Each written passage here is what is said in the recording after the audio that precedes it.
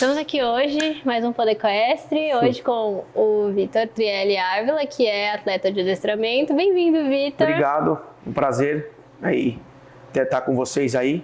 Com certeza. Se apresenta, conta um pouco pra gente quem é você. Sou o Vitor, eu nasci em São Paulo, mas sempre morei aqui no interior, Boituva, Tatuí, mais em Tatuí.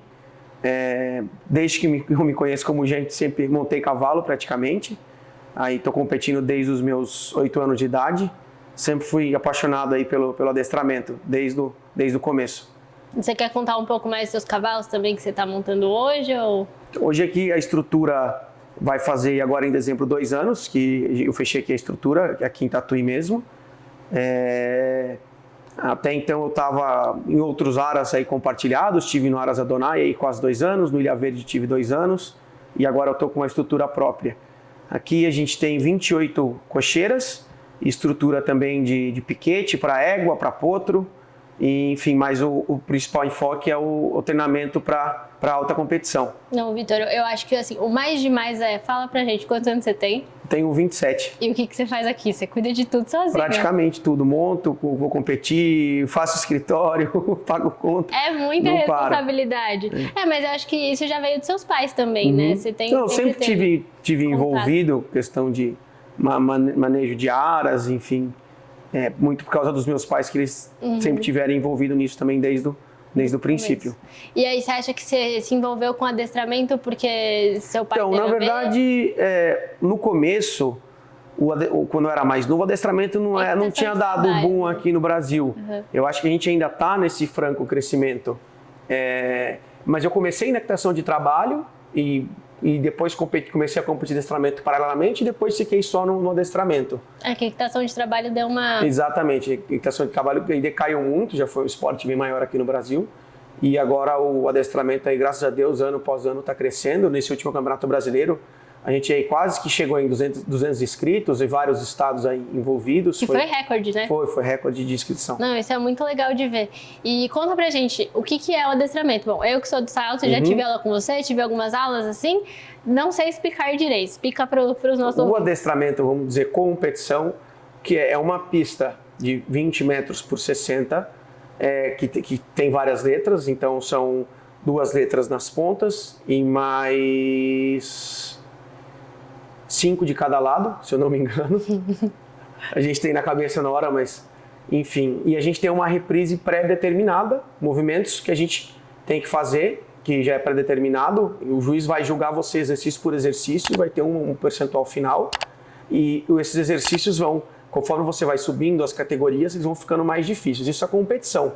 Mas o adestramento do dia a dia, o trabalho de base, em ter o cavalo submisso, na frente das pernas, redondo, e serve para qualquer modalidade em si, é base para qualquer modalidade aí equestre. Eu acho que quando a gente fala disso, a gente fala bastante da escala de treinamento. Exatamente. Né? Eu acho que você pode explicar melhor do que eu o que é para as pessoas. Qual é a base, né, dessa escala de treinamento e como que você usa isso para desenvolver, né, os seus cavalos no dia a dia?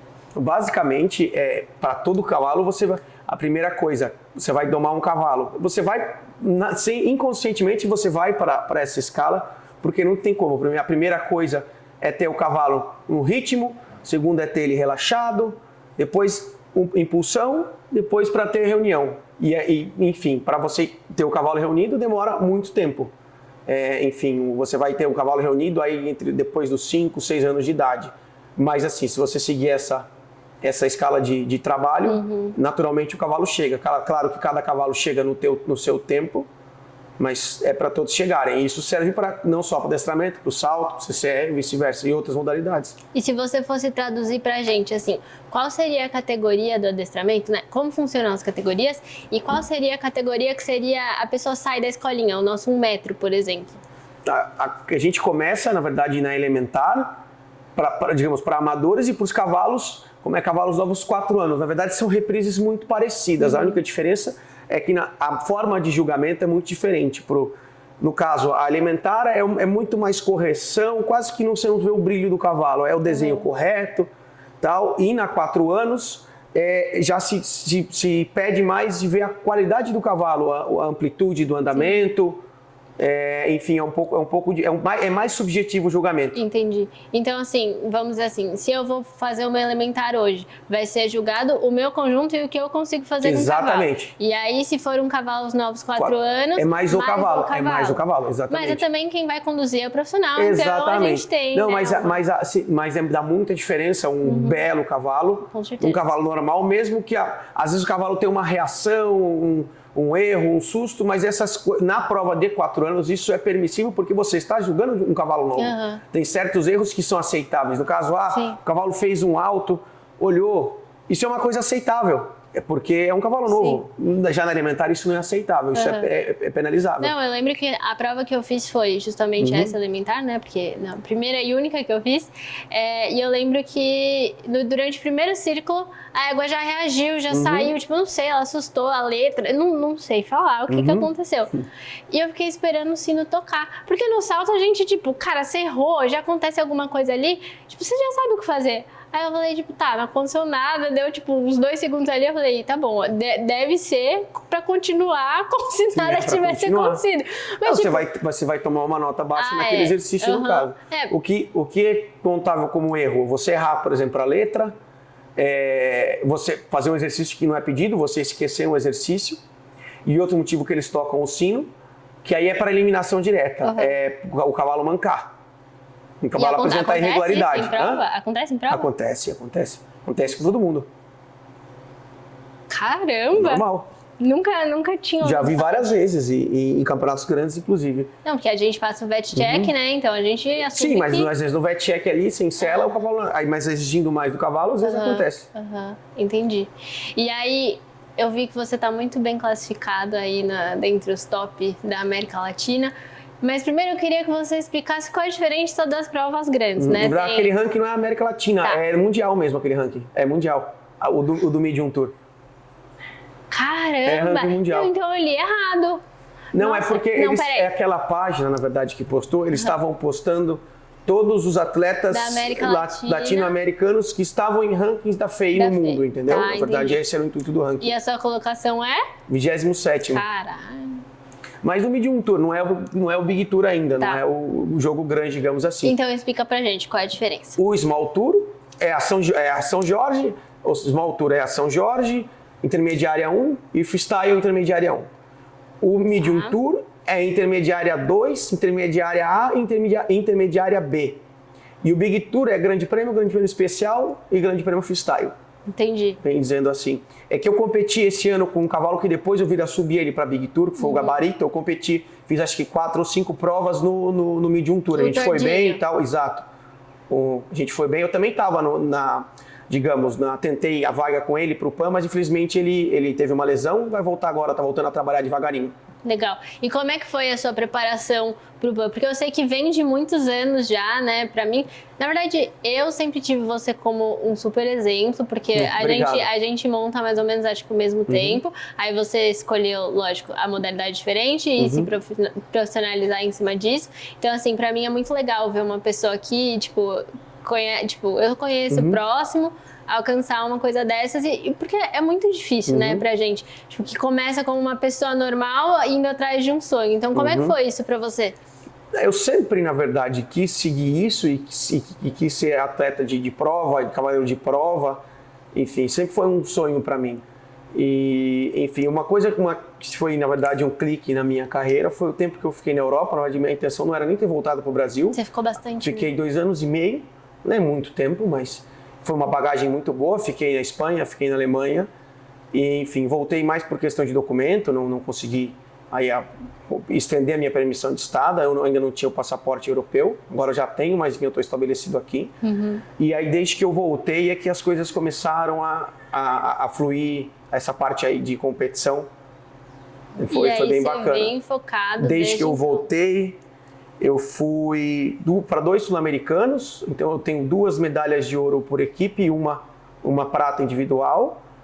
Aí, conquista de campeonato brasileiro, eu ganhei 3 anos o Big Tour, o Senior Top, 1 ano o Senior.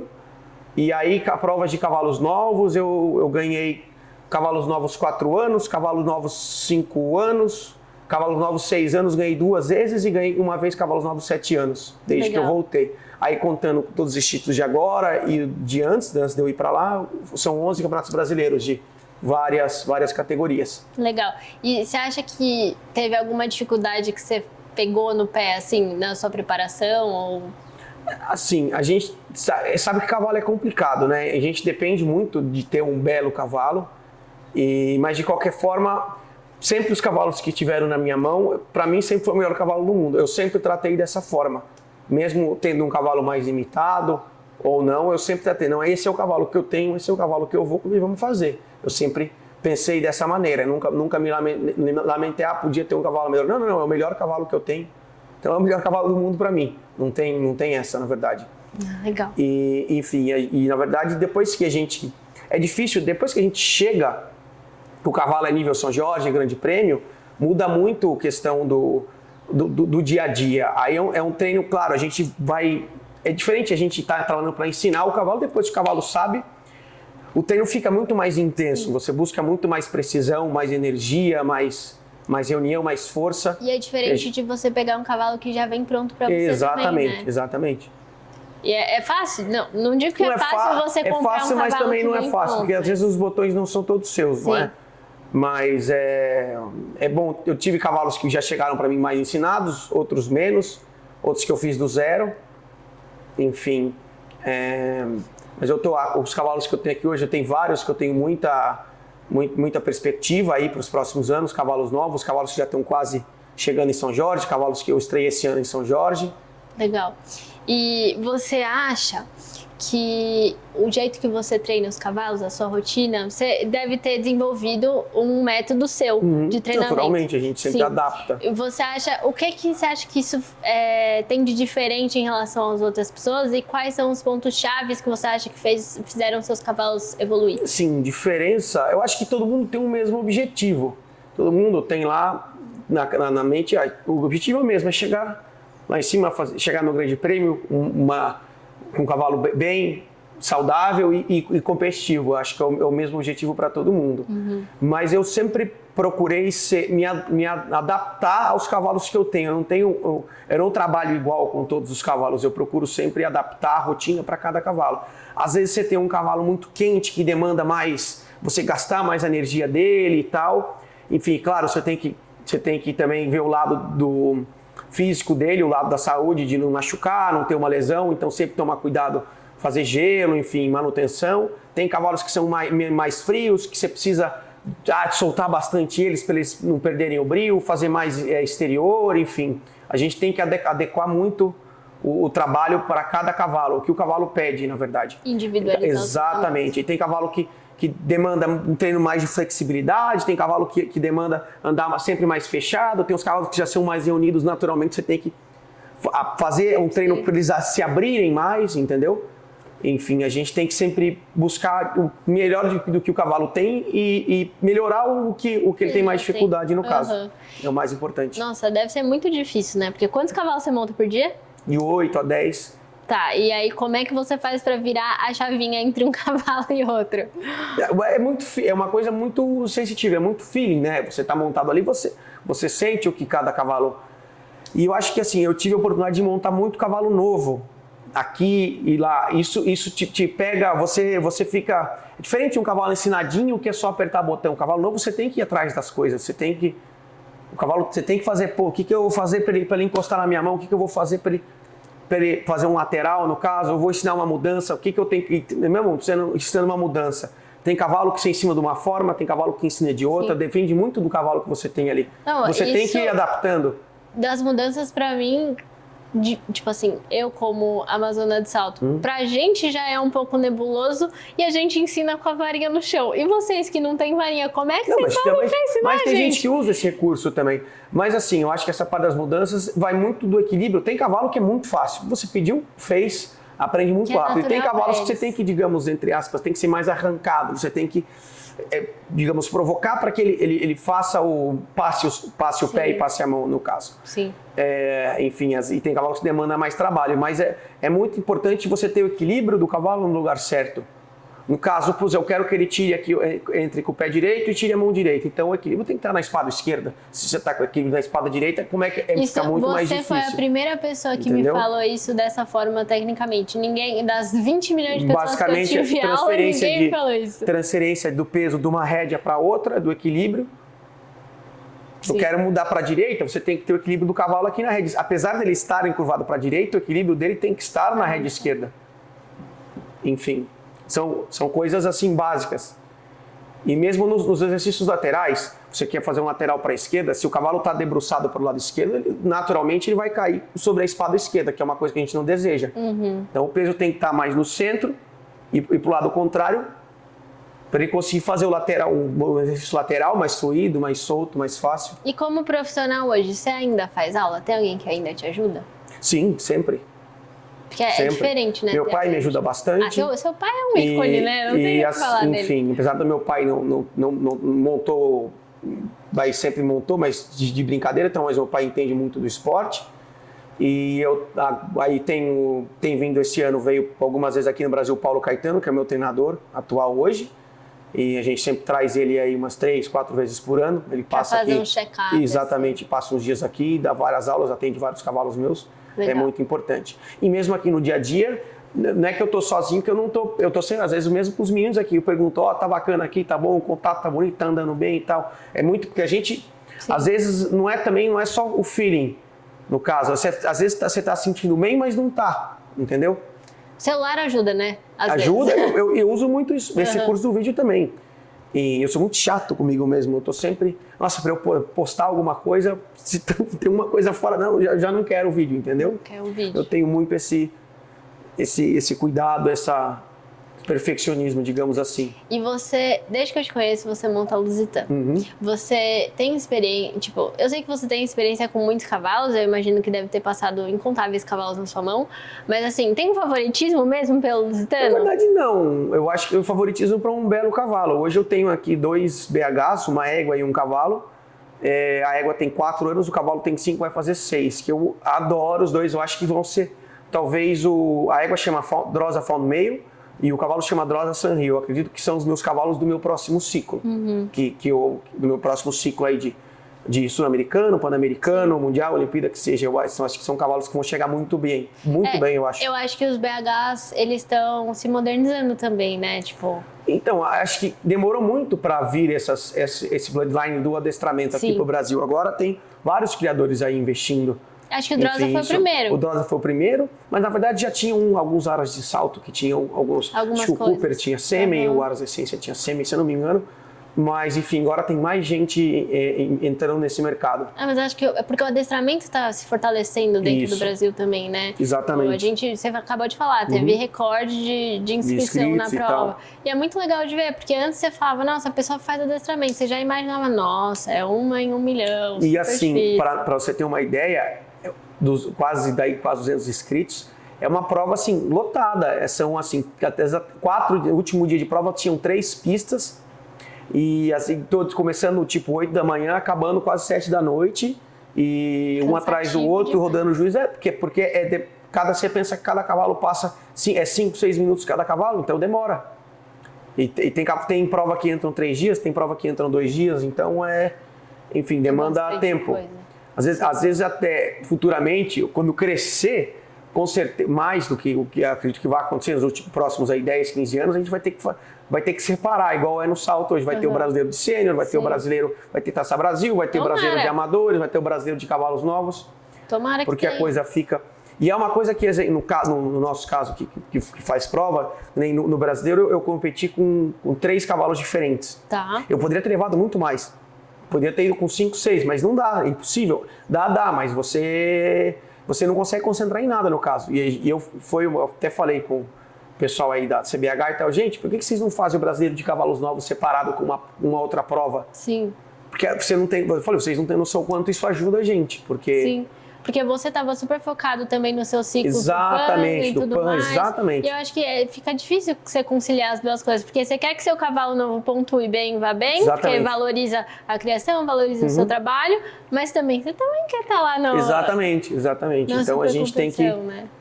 aí sim organizar com tudo. E aí, sobre o PAN, como é que foi, como é que é o processo de seleção? Porque eu acompanhei mais ou menos as provas, mas conta pro pessoal como é que funciona. Agora, nesse último Pan-Americano, como os cavalos não estavam competindo todos juntos, tinha um cavalo na Europa, tinha cavalo na Alemanha, na Espanha, aqui no Brasil, tinha gente, acho que até no Canadá, fazendo seletiva. Pro Brasil? Sim. Um brasileiro que montar no Canadá, enfim. Quando sai a long list, tinham quase 40 cavalos, 30, 40 cavalos ao todo, porque todo mundo coloca o nome lá, enfim, tipo, quero ser observado. Então não tinha como colocar... Então na long list você pode se manifestar, assim, se você tá nesse nível... Não, long list é a primeira lista, aí todo mundo que fala gostaria de ser observado pro PAN. E a short list é uma lista que lá com 8 cavalos e depois vão 5. E como os cavalos não estavam todos no mesmo lugar, foi colocado um critério subjetivo. Os cavalos tinham que fazer no mínimo 3 provas completas, assim, assado. Obrigatoriamente uma tinha que ser em agosto, enfim. Na verdade foi assim que correu o processo seletivo. Deve ter sido uma loucura, né? Foi. Aconteceu muita coisa, foi bem pesado aí para acho que todo mundo. Enfim, nem todo mundo chega no final do processo, nem todo mundo fica feliz, fica satisfeito. Enfim, mas a gente tem que sempre seguir em frente. É difícil. Mas você já vem aí bem gabaritado de competições, você falou dos sul-americanos, aí agora tá indo pro PAN. É o primeiro PAN que você vai? Meu primeiro Pan-Americano. E Deus quiser, ano que vem na Olimpíada, porque... Vamos ver. Se tiver um cavalinho aí, que na verdade com o Corsário, essa vai ser a última competição dele comigo, tá? O Corsário já tá com 17 para 18 anos. O dono proprietário dele é o Isaac, né? O Isaac Miranda, e o Isaac vai passar a competir com o Corsário ano que vem. Que demais. E descanso merecido pro Corsário, né? Ele vem aí há 4 anos competindo em Big Tour, então isso não é pouca coisa. Sim. Então é mais que merecido esse descanso para ele, e agora vai competir categorias aí mais baixas, com mais lights aí com o Isaac se divertir com ele, aprender com ele. Vai poder ganhar tudo agora. Exatamente, né? o Isaac tá vai bem agora. Vai ser uma delícia, Isaac tá bem de cavalo agora. Nossa, vai ser legal. E daí, para as Olimpíadas, é um novo cavalo. Então, você já tem o cavalo que eu tenho aí muita fé, até pensei que era possível ir com ele pro PAN, era o Gabarito. É um super cavalo, não tá comigo há muito tempo. Eu fui campeão ano passado com ele de Small Tour, e esse ano eu subi ele Medium Tour, depois Big Tour. Eu fiz na verdade uma prova só de grande prêmio, eu tive super notas, assim, notas muito altas.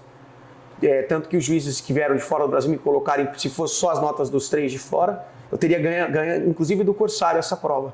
Enfim, mas depois dessa prova o cavalo acabou se lesionando e agora está em recuperação, mas eu espero aí até dezembro ele tá 100% e pensando em alçar voos aí mais altos ano que vem. É um sonho, enfim.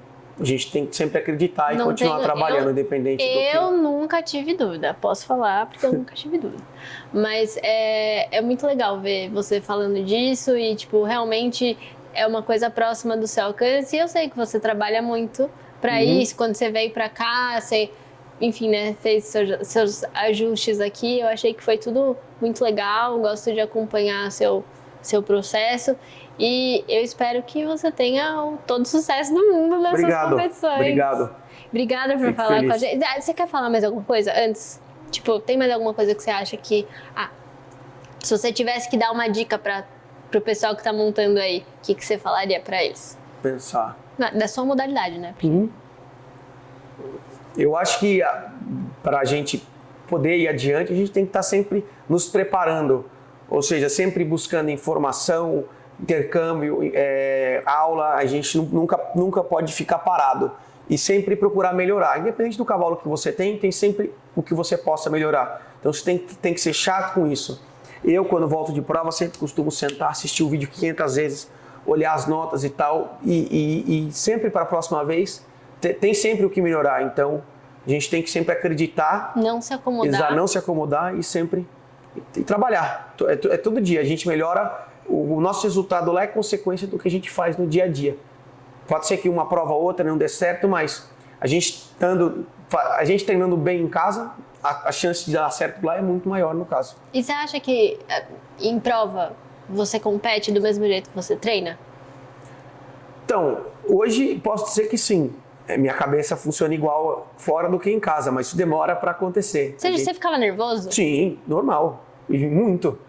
Hoje em dia eu já trato com mais naturalidade. Mas você ficava nervoso? Ficava muito nervoso quando era um problema. As primeiras provas que eu fazia era um problema meu, digamos, o meu emocional, o meu foco. Mas, enfim, com o tempo você vai criando casca, você aprende a lidar com isso e fica uma coisa mais natural. Então foi de tanto ir em prova que você... Exatamente. Legal. Entre aspas, tanto bater cabeça a gente acaba aprendendo. Deus do céu. Mas é exatamente assim, para ficar uma coisa natural e, enfim, tem que ser assim.